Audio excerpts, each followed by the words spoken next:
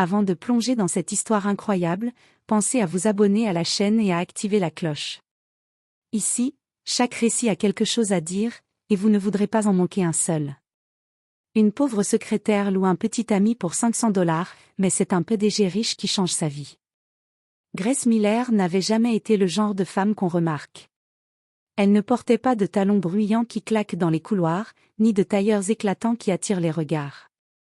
À 30 ans, elle travaillait comme secrétaire administrative au 42e étage de la tour Hartwell, un gratte-ciel de verre et d'acier qui perçait le ciel de Manhattan comme un doigt pointé vers le pouvoir. Hartwell et compagnie n'était pas seulement une firme de placement financier, c'était une forteresse de richesse, un temple où se décidaient les destins de fortunes entières. Tous les matins, à 6h30, Grace quittait son minuscule appartement de Brooklyn. Elle marchait dans les rues encore sombres, avec une écharpe tirée jusqu'au nez en hiver, ou un éventail de métro pour toute brise en été. Elle prenait la ligne F, puis changeait à Lexington, coincée entre les odeurs de café et les conversations hachées des gens pressés. Pendant près d'une heure, elle observait les visages fatigués autour d'elle, comme un miroir de sa propre routine. Ses cheveux étaient toujours attachés dans un chignon simple, parfois maintenu par un vieux stylo si elle n'avait pas eu le temps de chercher un élastique. Ses chaussures plates avaient connu 1000 trottoirs.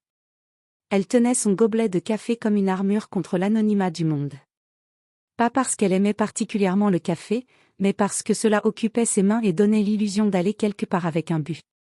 Dans les couloirs impeccables de Hartwell, elle saluait tout le monde d'un petit sourire. Elle connaissait les prénoms des réceptionnistes, des livreurs, des agents d'entretien. Mais personne ne se souvenait jamais du sien. Pour les jeunes analystes arrogants et les directeurs pressés, elle était juste la secrétaire, elle, là-bas.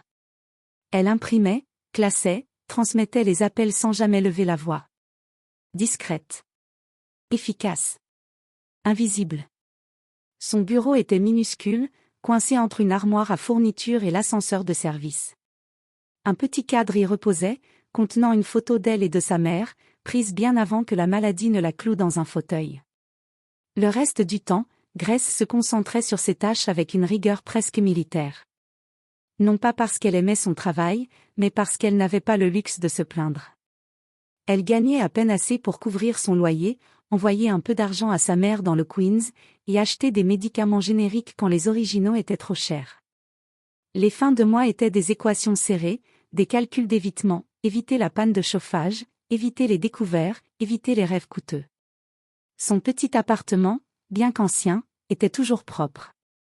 Les murs étaient nus, sauf une étagère en bois brut où s'alignaient des livres de poche, des romans classiques, souvent achetés d'occasion dans les rayons à $1. Jane Austen, Toni Morrison, Maya Angelou. Elle lisait pour s'évader, pour se souvenir qu'il existait un monde où les femmes pouvaient être vues, entendues, désirées. Et pourtant, chaque soir en fermant son livre, la réalité revenait comme une gifle silencieuse.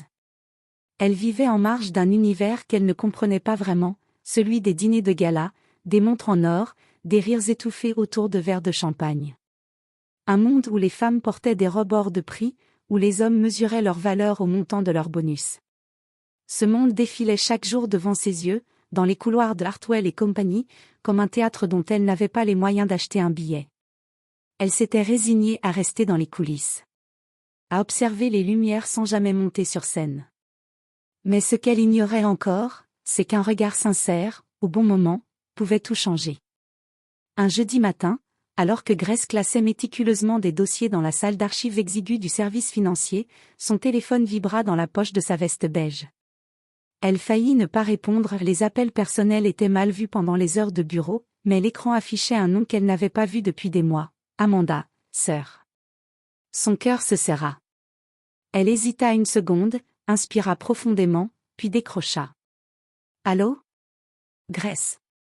La voix d'Amanda était aussi froide qu'un email professionnel. Je me marie dans 3 semaines. Envoie-moi ton adresse, je te fais parvenir l'invitation. Pas de bonjour, pas de comment vas-tu. Typique. Oh. Eh bien, félicitations, Amanda.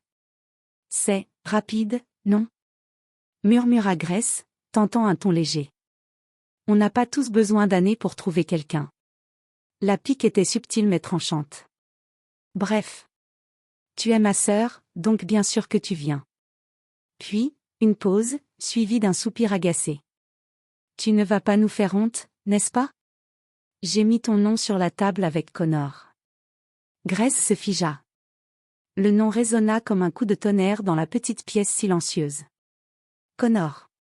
Son ex. Celui qu'elle avait aimé profondément, naïvement. Celui qu'il avait quitté après 2 ans de relation, avec cette phrase qu'elle n'avait jamais oubliée. Tu es douce, Grace, mais tu n'as pas d'ambition. Je veux une femme qui me pousse vers le haut, pas une fille qui vit dans un studio et lit Jane Austen comme si ça allait changer le monde. Il était parti sans un regard en arrière, et peu de temps après, il s'était affiché sur les réseaux avec Heather Williamson, une brillante avocate d'un grand cabinet, parfaite jusqu'au bout des ongles. Des fiançailles avaient été annoncées 6 mois plus tôt. Et maintenant? Amanda l'avait placé à la même table que lui? Intentionnellement? Grace sentit sa gorge se nouer. Elle se sentit soudain comme cette adolescente dans sa chambre, cachant ses larmes après que ses camarades de lycée aient encore ri de ses vêtements trop simples ou de ses livres bizarres. Mais cette fois, ce fut la fierté blessée, piquée au vif, qui prit le dessus. Je viendrai, avec mon petit ami. La phrase sortit d'elle comme une défense spontanée, un mensonge jeté dans la mer pour ne pas couler. Il y eut un silence au bout du fil. Amanda, manifestement surprise, reprit d'un ton plus narquois. Oh! Tu es en couple maintenant? C'est inattendu. Oui. Il s'appelle Alex. Il est merveilleux. Elle inventait à mesure qu'elle parlait, mais elle y mettait toute la dignité dont elle était capable. Il ne s'agissait pas d'impressionner Amanda. Il s'agissait de ne plus se laisser piétiner. Pas cette fois. Tant mieux. Hâte de le rencontrer. Il a intérêt à faire bonne impression. Le ton était acide, dégoulinant de scepticisme. Puis Amanda raccrocha, comme si elle venait de cocher une case dans sa to-do list de mariée. Grace resta un moment immobile, le téléphone encore à l'oreille. Autour d'elle, les armoires métalliques, les dossiers beiges, l'odeur de papier poussiéreux, tout lui semblait soudain étriqué. Elle venait de commettre une folie. Elle n'avait pas de petit ami. Et encore moins un homme prêt à l'accompagner à un mariage huppé dans 3 semaines. Et pourtant, une partie d'elle souriait. Peut-être était-ce enfin le moment de reprendre le contrôle. De sortir de l'ombre. Même si, pour cela, elle devait louer un inconnu. Ce soir-là, une pluie fine tambourinait contre les vitres de l'appartement de Grace. Le ciel de Brooklyn, gris et lourd, semblait s'être accordé à son humeur. Elle était rentrée du travail plus tard que d'habitude, le cœur vidé par l'appel de sa sœur, le ventre noué par l'idée de revoir Connor, main dans la main avec sa fiancée parfaite. Assise sur son vieux canapé, les jambes repliées contre elle, Grace serrait une tasse de thé à moitié refroidie entre ses mains tremblantes. Le salon était silencieux, hormis le grésillement lointain du radiateur fatigué. Ses yeux brûlaient, mais elle refusait de pleurer, jusqu'à ce que son regard tombe sur un vieil album photo. Elle l'ouvrit au hasard. Une image d'elle et Amanda, enfant, sur la plage de Coney Island. Amanda souriait déjà comme une star. Grace, elle, tenait une pelle en plastique, concentrée, effacée. Plus elle feuilletait, plus elle sentait la douleur enfler. Elle repensa aux mots d'Amanda. Tu ne vas pas nous faire honte, n'est-ce pas? Et à ceux de Connor. Tu es douce, Grace, mais tu n'as pas d'ambition. Elle était fatiguée d'avoir honte. Fatiguée d'être toujours celle qu'on regarde de haut. Fatiguée d'être seule. Alors, dans un élan qu'elle ne s'expliqua pas vraiment, elle attrapa son ordinateur portable, ouvrit son navigateur, et tapa, avec une hésitation coupable. Accompagnateur événement discret New York. Elle tomba sur un site à l'interface sobre, presque administratif. Une plateforme peu connue, utilisée par des gens fortunés qui cherchaient des compagnons respectables pour des événements mondains. Pas de profils aguicheurs. Pas de photos suggestives. Juste des annonces simples, anonymes, professionnelles. Son cœur battait plus fort. Elle n'était pas ce genre de femme. Elle n'avait jamais payé pour la compagnie de qui que ce soit. Mais elle n'avait pas non plus envie de subir, une fois de plus, l'humiliation silencieuse d'arriver seule à une réception où chaque regard serait une gifle. Elle cliqua sur « Créer une annonce ». Puis, avec les mains tremblantes, elle tapa. Cherche compagnon pour week-end de mariage. Jeu d'acteur requis. Rôle, petit ami aimant, discret, élégant. Rémunération, $500. Aucun contact physique exigé. Juste de la présence, du respect, et un peu de chaleur humaine. Elle hésita, relut 3 fois, se sentit ridicule, mais cliqua sur « Envoyer ». Puis, prise d'un mélange de honte et de nervosité, elle ferma son ordinateur, attrapa une couverture, et s'effondra sur le canapé, épuisée. Elle s'endormit devant un vieux film en noir et blanc, le visage mouillé de larmes. Le lendemain matin, à 6h15, alors qu'elle attendait que l'eau chauffe dans sa minuscule salle de bain, elle rouvrit machinalement sa boîte mail. Une 30aine de messages étaient arrivés dans la nuit. Elle les parcourut rapidement. Certains étaient trop familiers. Trop insistants. D'autres semblaient étranges, voire inquiétants. Elle allait refermer l'onglet quand un message attira son regard. Sobre. Sans faute. Ni flatterie, ni émoji. Juste quelques lignes, d'une élégance désarmante. Bonjour Grace. Je m'appelle Alex. Je serai ponctuel, élégant, respectueux et professionnel. Je comprends l'importance de la discrétion et du jeu. Ce sera un honneur de vous accompagner. N'hésitez pas à m'envoyer les détails. Bien à vous. Alex R. Quelque chose dans ce message la figea. Il ne posait aucune question déplacée. Il n'essayait pas de la charmer. Il écrivait comme un homme sûr de lui, mais sans arrogance. Son ton évoquait quelqu'un qui avait l'habitude de se déplacer dans les milieux distingués, mais qui n'avait rien à prouver. Grace relut le message 3 fois. Puis encore une fois. Elle sentit son cœur s'adoucir un instant. Elle hésita. Longtemps. Elle posa les doigts sur le clavier. Les retira. Se leva. Tourna en rond dans la cuisine. Et puis? Elle répondit. *** Bonjour Alex. Merci pour votre message. Le mariage a lieu dans 3 semaines à Long Island. Je vous enverrai les détails du lieu et des horaires. Tenez-moi au courant de votre disponibilité. Grace, ***. Elle appuya sur « Envoyer ». Elle venait peut-être de faire quelque chose de complètement fou. Mais pour la première fois depuis longtemps, elle se sentit un peu vivante. Le jour du mariage arriva avec un ciel éclatant au-dessus de Long Island. Le soleil dardait ses rayons sur la pelouse fraîchement coupée d'une immense villa au style colonial, dont les colonnes blanches se dressaient fièrement à l'entrée. Les invités arrivaient en berline noire, en voiture de luxe, dans un défilé d'élégance qui aurait intimidé n'importe qui. Une autre berline noire s'approcha. Discrète, sans chauffeur en uniforme ni fanfare. À l'intérieur, Grace serrait ses mains moites sur ses genoux.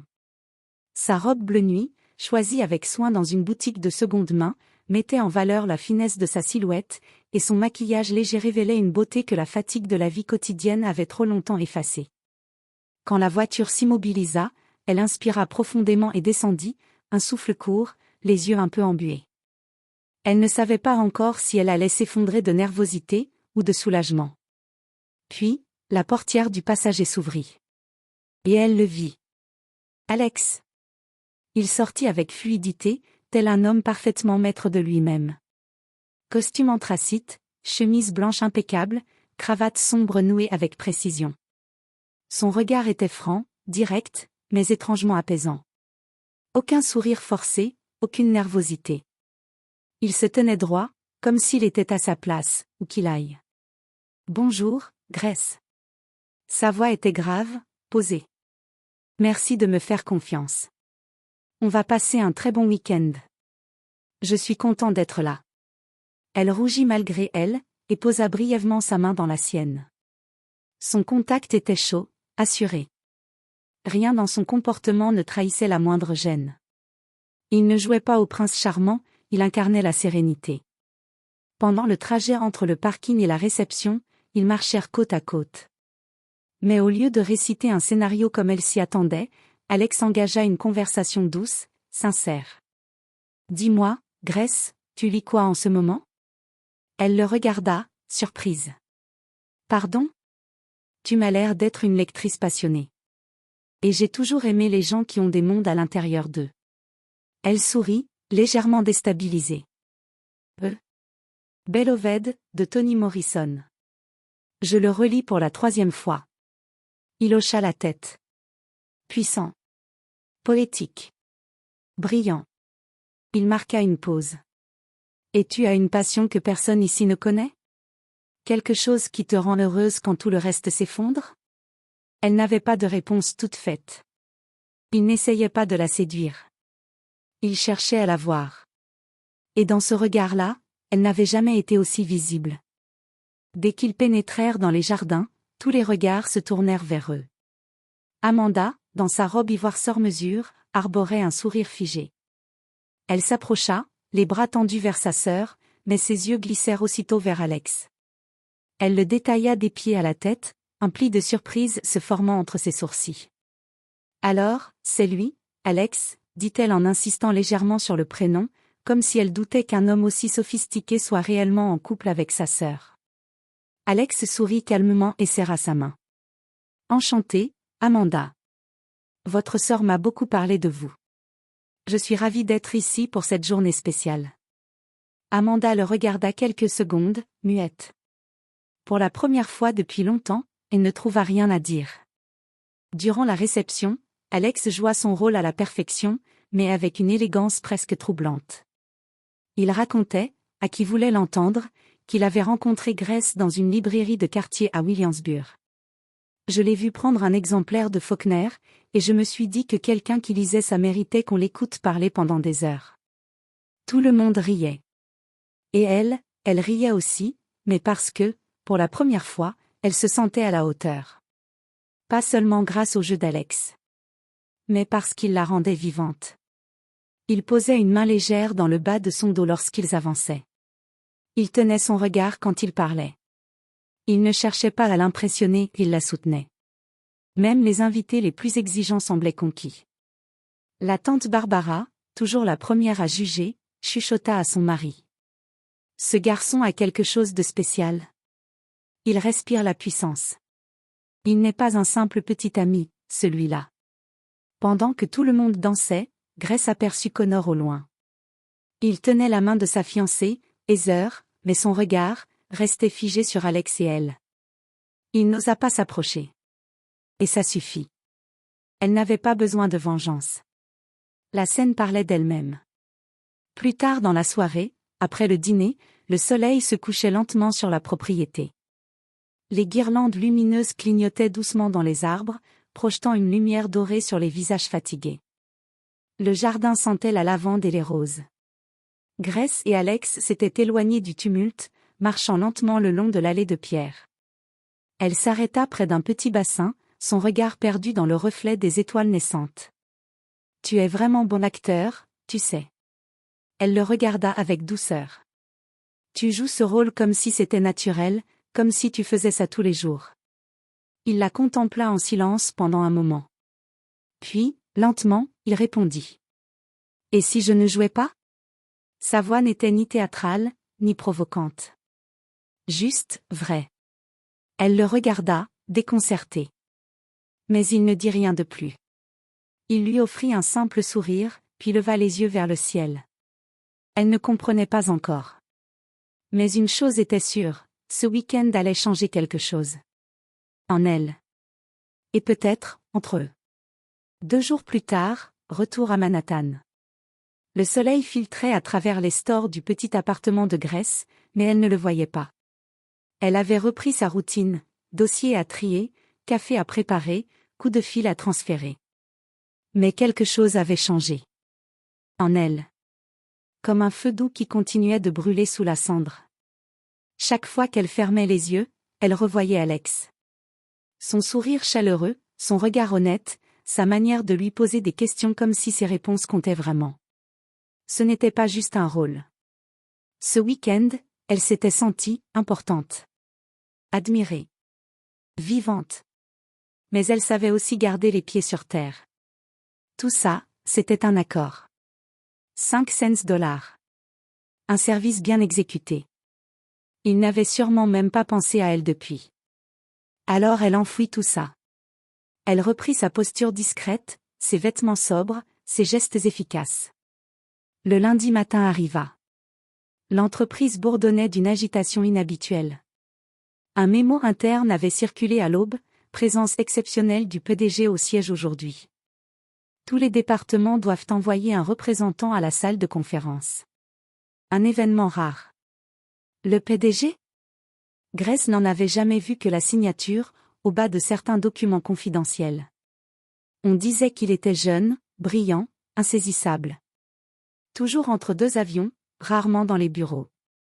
Par curiosité, et parce qu'elle avait fini de classer les fiches du matin, elle se dirigea vers la salle de conférence. Elle se glissa discrètement dans un coin, derrière deux collègues bavards. Le murmure s'arrêta quand un homme entra par la porte latérale. Et là, Grace sentit son souffle se bloquer. Sa gorge se nouait. C'était lui.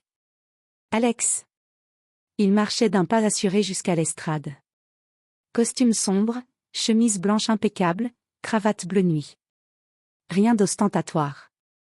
Juste l'élégance calme de quelqu'un qui n'a rien à prouver. Bonjour à tous, dit-il d'une voix claire et posée. Je suis Alexander Reed, président de Hartwell et Company. Je tenais à vous rencontrer personnellement. Cette entreprise existe grâce à votre travail. Silence. On n'entendait plus que les respirations contenues. Grace cligna des yeux, incrédule. Son esprit refusait de relier les deux images, l'homme souriant qui lui tenait la main à Long Island, et le magnate que tout le monde écoutait avec révérence. Il balaya la salle du regard. Et quand ses yeux croisèrent ceux de Grace, quelque chose se produisit. Un micro-sourire. Un clin d'œil. Subtil. Presque imperceptible. Mais pour elle. Son cœur se mit à battre plus fort. Elle se recula, légèrement tremblante. Qu'est-ce que ça veut dire, pensa-t-elle. Pourquoi ne l'avait-il pas dit? Pourquoi ce silence? Et, pourquoi ce regard? Un tourbillon d'émotions s'empara d'elle, de la colère, de la honte, de l'incompréhension, mais surtout, une curiosité brûlante. Qui était vraiment Alexander Reed? Et pourquoi, après ce week-end parfait, avait-il accepté de rester un mystère? Le lendemain matin, alors que Grace s'installait à son petit bureau, encore troublée par la révélation de la veille, un ping sonore la fit sursauter. Un email. Objet, nouvelle affectation confidentielle. Madame Grace Miller? Vous êtes invitée à rejoindre le bureau du président en tant qu'assistante exécutive spéciale. Votre discrétion, votre intégrité et votre potentiel ont été remarqués. Merci de vous présenter au 45e étage à 9 heures précises. Bureau du président, Hartwell & Co. Elle relut 3 fois, incapable d'y croire. Son cœur battait à tout rompre. Le 45e étage? C'était là où seuls les cadres supérieurs et les dirigeants avaient accès. Jamais elle n'aurait imaginé y mettre les pieds, encore moins y travailler. Vêtue de sa plus belle tenue professionnelle sobre, impeccable, légèrement tremblante, Grace monta dans l'ascenseur, seule, les yeux fixés sur les chiffres qui défilaient. Lorsqu'elle arriva, la réceptionniste du président la salua avec un sourire sincère. « Il vous attend, Madame Miller. » Elle entra dans le vaste bureau vitré. La vue sur Manhattan était spectaculaire. Et là, debout, en costume gris clair, toujours aussi sûr de lui. Alex. Ou plutôt, Alexander Reed. Il s'avança, tendit la main comme au premier jour. Bonjour Grace. Je ne comprends pas. Tu n'étais pas censé me reconnaître ce week-end. Mais tu l'as fait. Tu m'as vu pour ce que j'étais, pas pour ce que je représentais. Elle le regarda, émue, confuse, mais étrangement sereine. Ce poste, ajouta-t-il calmement, n'est pas un cadeau. Tu l'as mérité. Tu as travaillé dur. Tu es loyale. Discrète. Brillante. Je ne veux pas seulement quelqu'un de compétent à mes côtés. Je veux quelqu'un qui voit au-delà du costume. Grace sentit un poids immense quitter ses épaules. C'était réel. Pas un rêve, pas un jeu. Elle allait désormais occuper un rôle qu'elle croyait réservé à une autre catégorie de femmes. Des femmes plus riches, plus confiantes, plus visibles. Mais ce jour-là, tout changea. Elle entra dans un monde qu'elle pensait interdit. Elle découvrit les salles de réunion où se prenaient des décisions importantes, les déjeuners privés avec des investisseurs, les coulisses d'un empire qu'elle ne connaissait qu'à travers des photocopies et des courriels. Et à ses côtés, Alex resta. Présent, discret, constant. Il ne la façonna pas. Il ne l'a jamais traitée comme une femme à sauver. Il l'a simplement révélée. Un an plus tard, dans un domaine en Toscane, par un après-midi doré, Alex et Grace assistèrent au mariage d'un ami proche. Cette fois, aucun rôle à jouer. Pas de mensonge. Pas d'apparence. Alex tenait sa main, fièrement. Lorsqu'on leur demanda, « Et vous deux, comment vous êtes-vous rencontrés ?» il sourit et répondit simplement. Elle cherchait quelqu'un pour faire semblant. Moi, j'ai trouvé quelqu'un qui m'a montré ce que c'était, être vrai. Il la présenta comme la femme de ma vie. Et Grace, dans sa robe ivoire légère, le regarda avec cette même douceur qu'elle avait eue dans le jardin illuminé, un an plus tôt. À celles et ceux qui pensent qu'ils sont invisibles, oubliés, ou sans importance. Parfois, il suffit qu'une seule personne vous regarde vraiment, vous écoute vraiment. Pour que toute votre histoire change. Et parfois, le plus beau rôle qu'on vous offre, n'est que le tout premier chapitre de votre vérité.